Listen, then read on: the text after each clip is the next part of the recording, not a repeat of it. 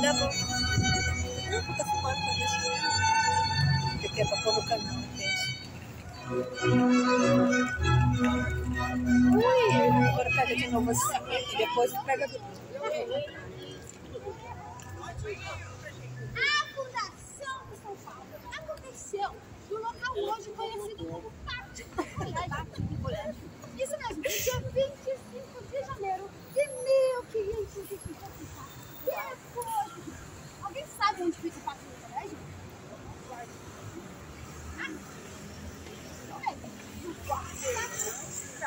Isso mesmo, tá vendo aquele prédio ali, ó? Fica bem atrás daquele prédio. Primeiro colégio secundário.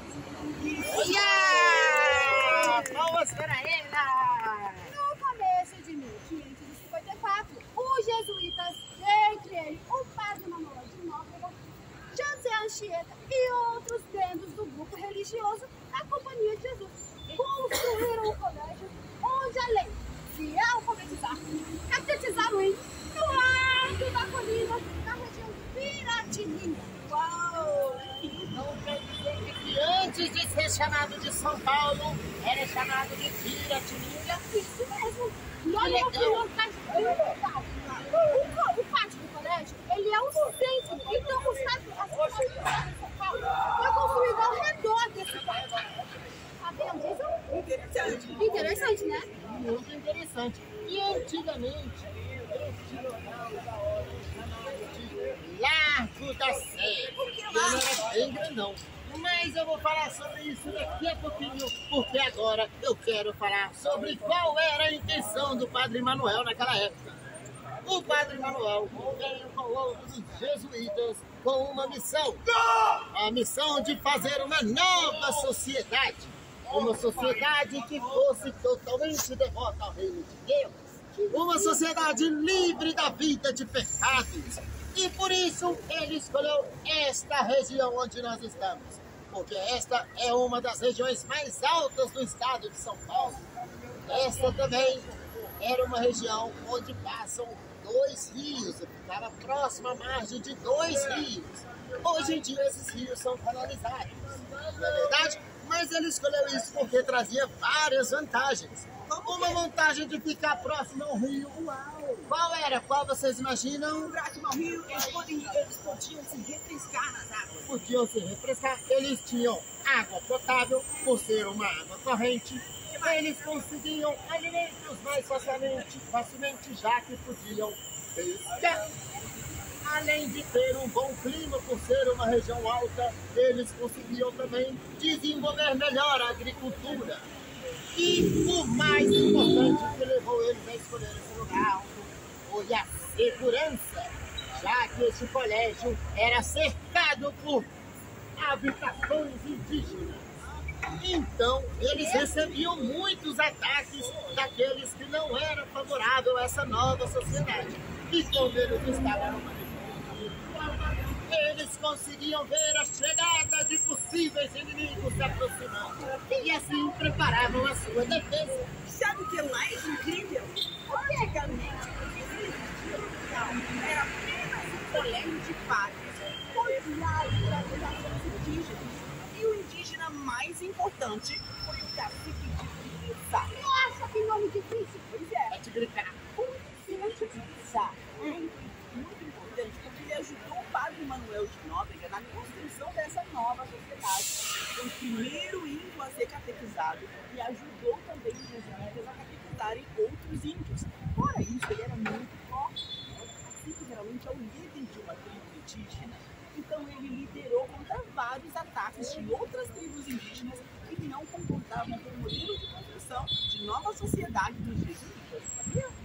Legal. Então, aí nós entramos naquilo que eu te falei, que aqui era conhecido como o Largo da Sé. E devido ao desenvolvimento de São Paulo, aqui havia também uma igreja matriz. Mas as coisas foram crescendo, as pessoas foram chegando e São Paulo foi ficando cada vez maior. Então houve-se a necessidade de construir uma nova igreja. Então lá no século XX, por volta de 1913, eles decidem construir a Catedral Metropolitana de São Paulo. Isso mesmo. Então a gente conhecer um pouquinho mais sobre essa catedral agora. Vamos lá? A gente vai ali pra frente para eu falar para vocês um pouquinho das dimensões dos materiais que foram utilizados para construir a catedral. Vamos lá. Depois a gente vai falando Durante os anos 70, uma equipe de profissionais da prefeitura realizou um projeto paisagístico que se reflete na Praça Sérgio. Isso mesmo. E isso ocorreu devido às obras de metrô. E todo esse quarteirão teve que ser demolido, por isso a paisagem teve que ser repensada. Então tem que demolir tudo o quarteirão por causa das obras do metrô. Então quer dizer que tudo que tinha aqui foi blau blau. Isso aí. Entendi. Agora é assim, Vocês sabiam também da importância de São Paulo? Ah, eu não sabia não. São Paulo é a 8ª cidade mais populosa do planeta e a cidade mais populosa do Brasil. Segundo o censo do IBGE de 2022, a população de São Paulo é de cerca de 11,4 milhões de habitantes. Nossa, eu mudei de... E agora, sobre a nossa catedral, a inauguração da catedral em 1954 foi um marco em inauguração da catedral e também em comemoração aos 400 anos de São Paulo. Olha só a idade do meu vovô. A Catedral da Sé, ou também conhecida como Catedral Metropolitana de São Paulo, ela é uma das primeiras igrejas construídas na cidade e um dos maiores monumentos neogóticos do mundo. O monumento neogótico, para quem não sabe o que é, ele se refere à exuberância e à magnitude dos acampados. Dá para olhar para cima, né? E a gente se acha bem pequenininho. Isso é uma característica do estilo neogótico. Nos faz refletir que nós somos pequenos diante da grandeza de Deus. E por isso foi pensado o estilo neogótico na construção da catedral. Até isso é proposital. Incrível, né? A catedral atual, ela foi fundada pelo professor alemão da Escola Politécnica, o alemão Maximilian Hell. Nossa, que nome difícil, aposto que eu consigo falar. Maximilian. Não é isso? Isso é? Foi quase. Eu consigo. Na próxima eu consigo. A distância do quase. E logo depois, Alexandre de Albuquerque e Luiz Inácio, que eram arquitetos paulistas, deram continuidade à obra. Agora quero saber um pouquinho da dimensão dessa Ai, catedral. meu filho, vai ser muito grande. A catedral, a catedral, ela tem cerca de 46 metros de largura. Assim? 111 metros de comprimento. E além disso, tem uma cúpula octogonal no meio da catedral com cerca de 65 metros de diâmetro. Olha o vaca atrasalado aí, ó. Olha essa atrasalada aí, ó. Pau no cu aí, ó. Metros de altura. E as torres também tem uma cúpula dentro das torres que mede 27 metros de diâmetro, sustentada por 8 colunas de 2,70 metros. Além disso, a capacidade da nossa catedral é de 800 pessoas sentadas, possui 800 lugares.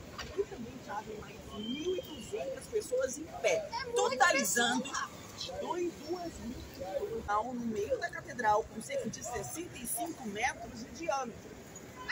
Olha o vaca atrasalado aí, ó. Olha essa atrasalada aí, ó. Pau no cu aí, ó. Metros de altura. E as torres também tem uma cúpula dentro das torres que mede 27 metros de diâmetro, sustentada por 8 colunas de 2,70 metros. Além disso, a capacidade da nossa catedral é de 800 pessoas sentadas, possui 800 lugares. E também cabem mais 1.200 pessoas em pé, totalizando 2.000 no meio da catedral com cerca de 65 metros de diâmetro. Olha o vaca atrasalado. De altura. E as torres também tem uma cúpula dentro das torres que mede 27 metros de diâmetro, sustentada por 8 colunas de 2,70 metros. Além disso, a capacidade da nossa catedral é de 800 pessoas sentadas, possui 800 lugares. E também cabem mais 1.200 pessoas em pé, totalizando 2.000 Mas tudo isso deve dar até pra fazer uma missa pra minha família. Dá para fazer a missa para várias famílias, né? É verdade. Exatamente. Agora nós vamos falar um pouquinho sobre o que? Materiais Que foram usados na construção dessa catedral. Fala pra gente, Jingle. Olhando para a catedral, o que vocês imaginam que foi usado para construir? Cimento. Com que é uma preda também, é isso? Que preda é essa? Essa preda é o granito maciço. Nossa, mas que chique. Em muitas construções se usam uma camadinha fina de granito para dar aquela aparência. Aqui na catedral não, é a bloco inteiro de granito. E todo esse material teve que ser trazido lá das Europa. Isso, das Europa, lá onde é que fica aqueles países da Europa. Isso mesmo, teve que vir lá da Europa e da região de Itaquera e da região de Ribeirão Pires. Isso mesmo, e lá dentro da catedral foi usado para fazer o seu acabamento e deixar ela toda bonita. Sabe qual material? O mármore. E isso é mais chique ainda, sabe o quê? Eu duvido que alguém acerta quantas toneladas de mármore foram usadas para fazer o acabamento da catedral.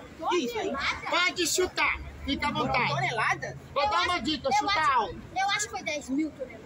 Ah, mas também não exagera, né? Eu falei alto, não é gigantesco. Umas 150 toneladas. Mais de 150. 200 toneladas. Mais de 200 toneladas. 250 toneladas. 400 toneladas? Você tá longe. Vai, mais toneladas. 700. 600, quem falou 600? Ai, Mais um pouquinho. 700. 700 mais um pouquinho. 1000. Quase que você acertou, menos um pouquinho. 900. 900 menos um pouquinho. 800.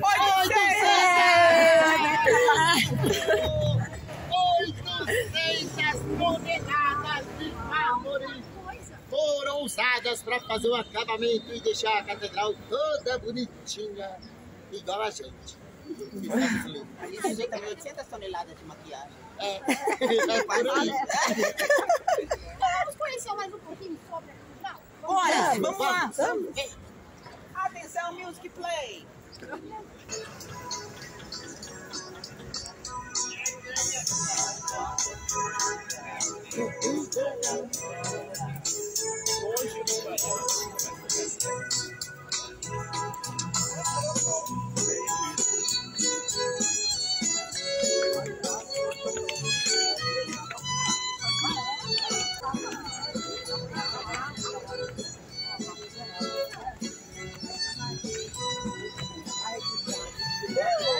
Ai, desculpa.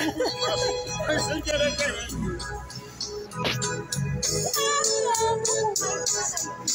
A vista se cuja subida remete à própria subida ao Monte Calvário. Nós vamos chegar lá. Venha! É surprise! It's surprise. Ornamentando os 3 arcos de ogiva, cada um deles remete à Santa Missa, né? Como, por exemplo, temos a carreira de uva que representa o quê? Que barreira de uva. O vinho que representa Sangue de Cristo! isso mesmo. E temos também o trigo, que representa o Pão que representa o Corpo de Cristo. corpo de Cristo. E agora o mais difícil.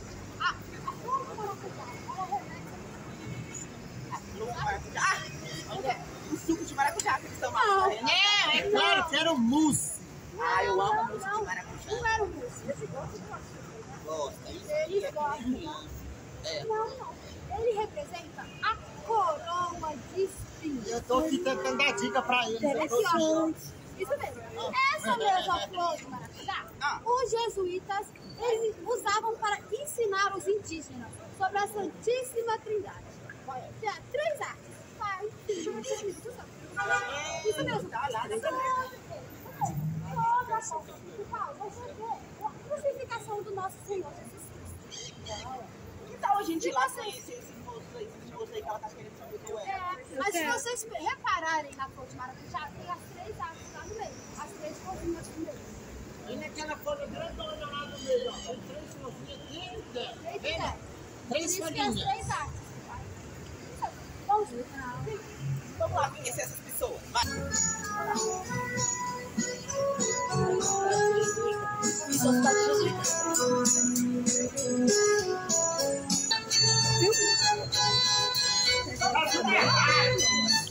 nosso lado direito estão os 4 profetas do Antigo Testamento. É Isaías, o Jeremias, o Ezequiel e o Daniel. E ao nosso lado direito estão os evangelistas. São Marcos, São Mateus, São Lucas e São João. Incrível! Incrível, né? Legal! Do Velho e do Novo Testamento, né? Agora nós vamos entrar no ato da entrada da nossa catedral e vou explicar para vocês os elementos descritos bem aqui na porta. Vamos lá.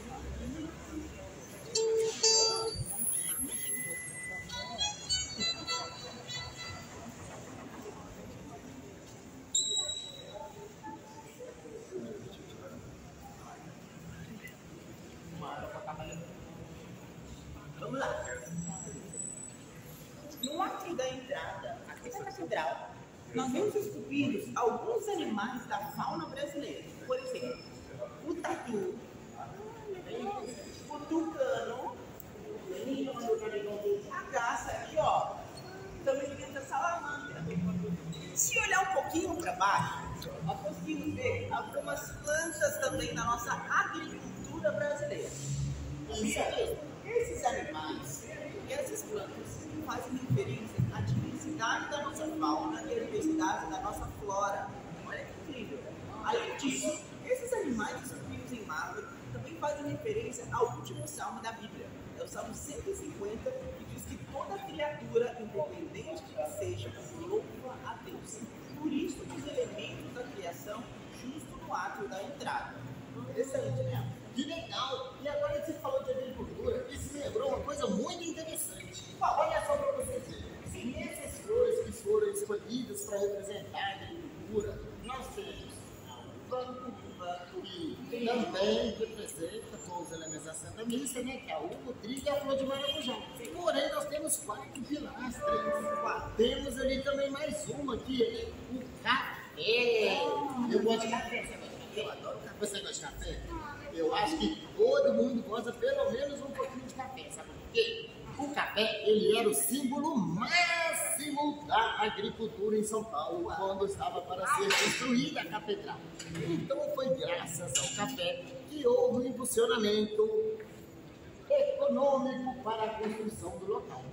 Era um dos símbolos principais da economia paulista. E esse símbolo do café também, ele está representado dentro da igreja, no vitral da rosácea.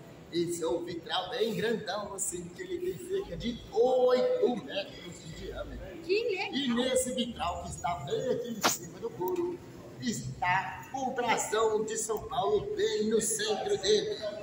É bem legal, né? É lindo. Vamos entrar então para conhecer dentro.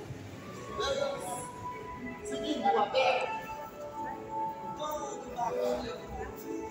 Quase de São Paulo, né? Ó, nós temos aí esse café.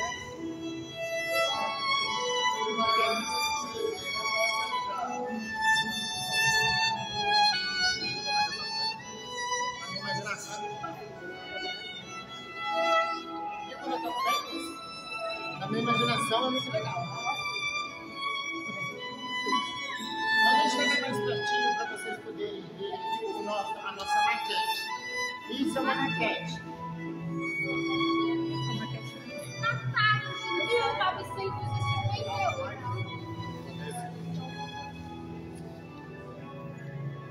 Datado de 1958. Os sinos estão localizados. Vai ficar sem falar nesse vídeo. Estão localizados na torre direita da catedral. É o maior conjunto de sinos do Brasil. Vocês sabiam disso? Aqui contém 61 sinos, cujo nome é campanário. O maior sino mede 1,80 m, pesando 4,7 toneladas. E ele veio, sabe da onde? De onde? Da Holanda, ele foi feito de bronze. De bronze? Meu Deus, a pessoa que carregou ele até aqui deve ser muito forte. Ah, é verdade. Ó, se vocês olharem aqui, vocês conseguem ver uma representação de como é a torre. Tá bom? Se quiserem chegar mais pertinho para dar uma olhada, podem ficar à vontade. O que é mais incrível é que é o maior conjunto de sinos do Brasil. E além disso também, antigamente era necessário subir toda a torre para tocar os sinos. Hoje nós temos um sistema eletrônico na catedral que não é necessário mais. É só apertar um botãozinho que os sinos eles tocam automaticamente. Mas isso só funciona para os maiores sinos, né? Os menores não. E olha o que é mais incrível. Além disso, com os sinos da catedral também é possível fazer música. Nós temos como fazer música. Cada sino representa uma nota. E uma vez por ano, um profissional vem até a catedral próximo ao Natal e ele faz música com sinos. Olha que incrível. Muito lindo, e né? O órgão, né, que se faz música com sinos, ele está localizado aqui também, no segundo andar, acima do coro. E também parece semelhante a um piano. Então tem todas as notas musicais também. Só uma pessoa geralmente que toca, né? Aí essa pessoa, ela já tem, vamos ver aqui, já tem um roteiro. Já é Enfim, difícil. não é que ela não vem desde a pandemia. Mesmo. A pessoa que toca os sinos aqui em São Paulo, que estima só, ela ainda não retornou, mas a gente ainda tá na esperança, quem sabe esse Natal ela volte e faça música pra Já é gente. difícil, né? Tocar um piano, imagina tocar sino. Deve ser uma loucura. E olha só para vocês verem. Lembra que nós dissemos que o estilo neogótico, cada detalhe da sua construção é pensado? Sim. Todos os detalhezinhos aqui têm algum significado. Por exemplo, neste portão, poderia ser apenas um simples portão, não é mesmo? Sim. Mas, olha isso daqui. O que lembra vocês? O que parece? O que isso parece? Isso aqui com esse formato. Vou dar uma dica, não é folha. Não sei se vai ser. É uma luz? É fogo. Que vem do fogo. Fogo. Isso parece as chamas de um fogo, não é verdade? E o fogo para a religião, ele é o fogo santo. Isso mesmo, que purifica, não é verdade? É por isso que a pia batismal está guardada por este portão. Ali é onde se faz o batismo. Ali tem uma portinha que o padre abre, coloca a água e faz a bênção para poder batizar os fiéis. Incrível, Que né? legal. É verdade? Muito legal isso. Interessante. Nós vamos falar para vocês agora a história dos vitrais da nossa catedral. Se vocês querem acompanhar, fiquem à vontade. Ainda faz batismo? Vamos lá. Ainda pode sim. faz. São Até feitos hoje. 2 vezes ao mês, com horários agendados, porque é uma quantidade limitada de pessoas. Sim. Bom, Vamos conhecer a história dos vitrais? Vamos lá? vamos. Olá, pessoal. Tudo bem Olá. com você? Eu sou a Bel. Eu sou o Dingo. Cuidado de... Venha por aqui. Oi.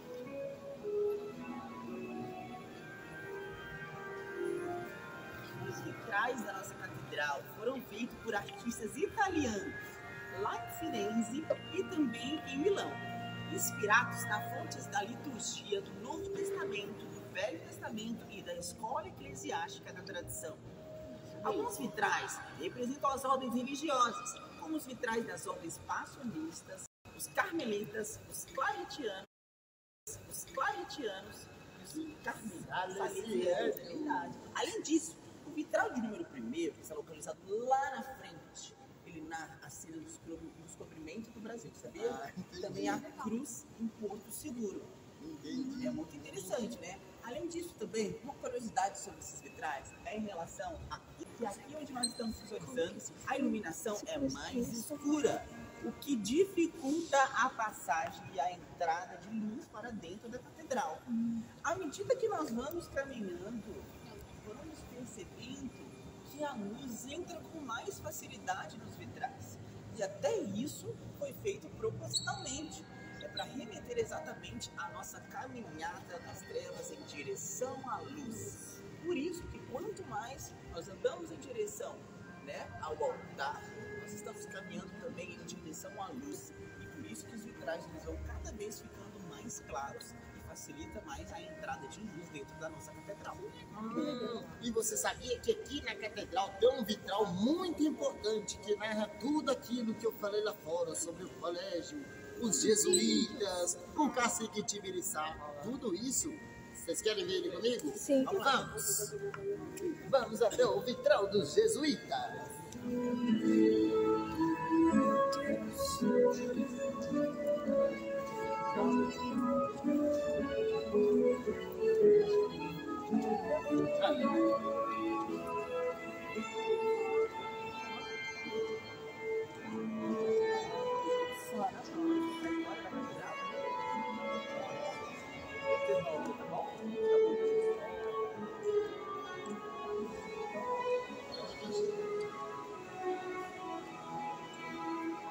Bem lindo aqui dentro, né?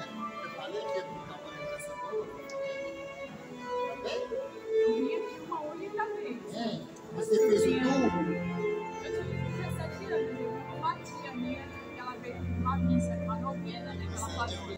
Olha só para vocês verem que interessante. Olhando para este vitral que está bem aqui na nossa frente.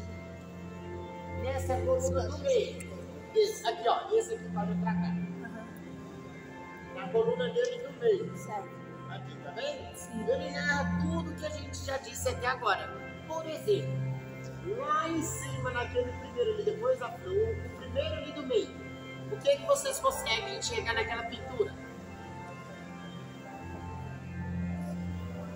A cruz. Podem falar, gente. A cruz. A cruz, isso mesmo. Que parece até um altar, né? Exatamente. Isso. Aí você Pessoas, tem algumas padre, pessoas, parece. um padre. E normalmente quando nós temos um altar, um padre e pessoas, isso nos lembra a missa, a Santa Missa. E qual que era a intenção dos jesuítas quando eles vieram? Catequizar as habitações indígenas. Então aquilo seria a representação da Santa Missa. Isso.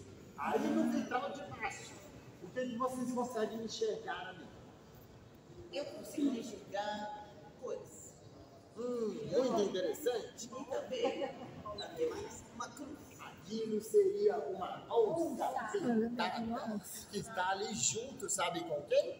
Com o padre José de Anchieta, que estava na sua missão. Então, o animalzinho está ali para representar a fauna brasileira, que ela é bem representada na catedral, né?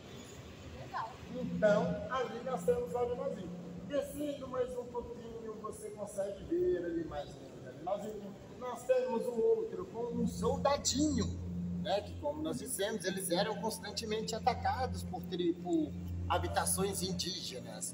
E mais embaixo, aquele que tem um índiozinho, tá vendo? Sim. Aquele é o cacique Tibiriçá, que foi o índio mais importante para a construção dessa nova sociedade. Né? Então, ali nesses momentos, nesses dois momentos, você vê que ele já está recebendo a Sagrada Comunhão. Não é verdade? E assim, uma curiosidade, agora é algo extra. Vocês já pararam? Quem é de São Paulo, levanta a mãozinha? Já contaram quantas listrinhas pretas tem na bandeira? Nunca contei, mas eu acho que deve ser mais 6 ou 7. São 13 listras pretas. Essas listras estão lá por um motivo muito especial. Quem nós dissemos que veio para catequizar os índios? Os jesuítas. Então, cada listrinha daquela representa um jesuíta. São os 13 jesuítas que fundaram o colégio, que começaram o pátio de colégio. Por isso, as 13 listras pretas na bandeira de São Paulo. Bem legal, né? E ali, mais na frente um pouquinho, vem aqui comigo, ó. Deixa eu mostrar para vocês uma coisa bem legal também. Tô precisando mal. Tá, o negócio tem no meu olho, eu não consigo tirar. Prateados. Chega daqui que dá para vocês verem, ó. Aqueles tubos prateados. Aquilo é de um instrumento chamado órgão. Mas não é um pâncreas, é um órgão mesmo, é um instrumento. Tá? Esse instrumento é o segundo maior órgão da América Latina. Ele tem vários tubos. Vocês querem fazer joguinho de novo? Eu adoro joguinhos de números. Quem vai chutar quantos números tem naquele órgão? Ah, números não. Tubos tem no órgão. É alto ou é baixo?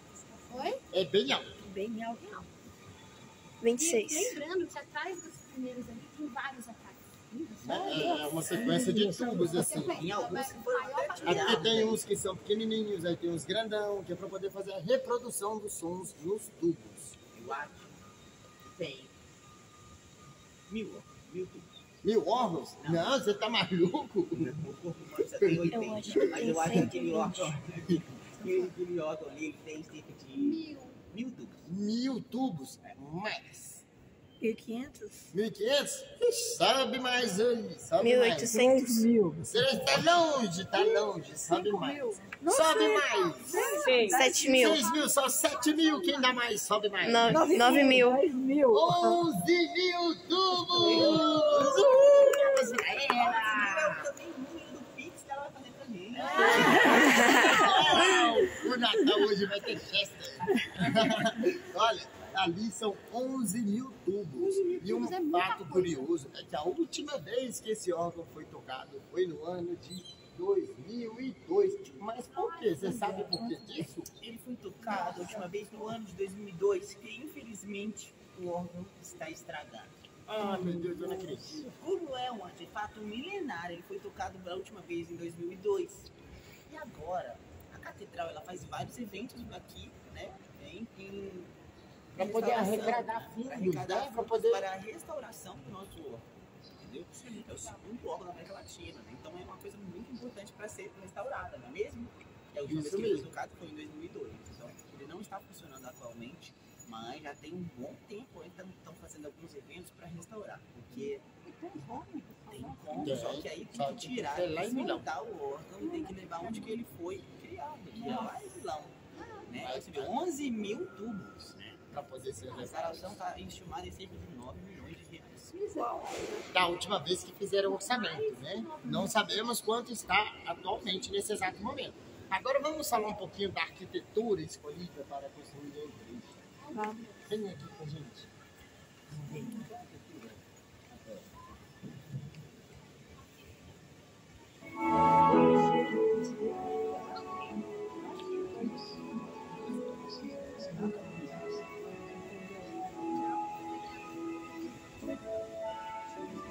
Olha só para vocês verem que interessante, antes da gente falar da arquitetura, soldado Dinho, antes de falar da arquitetura, eu queria mostrar uma coisinha para eles. Mais uma cosita só. Lembra que eu disse do vitral da Rosácea, onde tinha representado elementos do café com o brasão de São Paulo no meio? Não dá para ver ele por completo daqui, mas dá para ver um pedacinho. É aquele vitral lá em cima, aquele segundo vitral bem no centro, ó. Aquele lá em cima, tá vendo? Segundo. Isso, esse segundo aqui, ó. Esse aqui, tio. Bem ali, tem um aqui embaixo, o segundo lá em cima. Lá em cima também é onde fica o coro, onde vai o orquestra para poder cantar os coros, as músicas bonitas. Isso mesmo, o coral. Eu tinha fugido a palavra, eu estava tentando buscar. E é no meio dele que tem o brasão de São Paulo, bem no centro daquele vitral. É bem legal, né? Vamos falar um pouquinho mais para a arquitetura da catedral. Na arquitetura da catedral prevalece o estilo neogótico, que é o novo gótico. Olhando para cima, nós podemos ver o formato dessas pilastras, não é mesmo? Lá no teto nós temos um formato assim, tá vendo? Sim. Parece o formato de uma casa e também de uma bala, lembra uma bala, né? Esse formato, ele nos faz a referência de toda vez que olhar para ele, olhar também para os céus, então aponta a direção dos céus. Além disso, é um formato totalmente proposital, que naquela época era utilizado, sabe para quê? Para a sustentação das colunas, para que uma coluna não pese mais do que a outra coluna. Olhando para cima, conseguimos ver também aqui, ó, a nossa cúpula octogonal, que eu falei lá fora, de 65 metros de diâmetro. Uma cúpula gigantesca, né, da catedral. E além disso, lá em cima nós conseguimos ver também alguns elementos um novo estilo, né, do estilo neogótico. O estilo neogótico, o neo vem de novo, porque o estilo gótico ele é muito antes da fundação da catedral. O estilo neogótico ele vem com a junção e a mistura de dois estilos arquitetônicos, que é o gótico juntamente com o estilo renascentista. Olhando para cima, Você consegue ver aquelas janelinhas lá em cima, ó, Sim. que são do estilo renascentista. Você pode ver que ela não orna muito bem assim com a arquitetura inferior. Mas é porque aquilo é o estilo renascentista representado juntamente com o estilo gótico. E por isso vem o termo neogótico, o novo gótico. Isso mesmo. Até porque o estilo gótico ele é muito antigo, né? Onde pode ser visto o estilo gótico é, por exemplo, na Catedral de Notre Dame, que tem aquelas górgonas bem grandonas, assim, com asas gigantescas e aquelas caras de malvados. Não é verdade? É verdade. E olha só para vocês verem. Vamos ver o presépio. Vamos. Eu quero que vocês vejam o nosso presépio, que está muito lindo. Tá lindo. Vamos.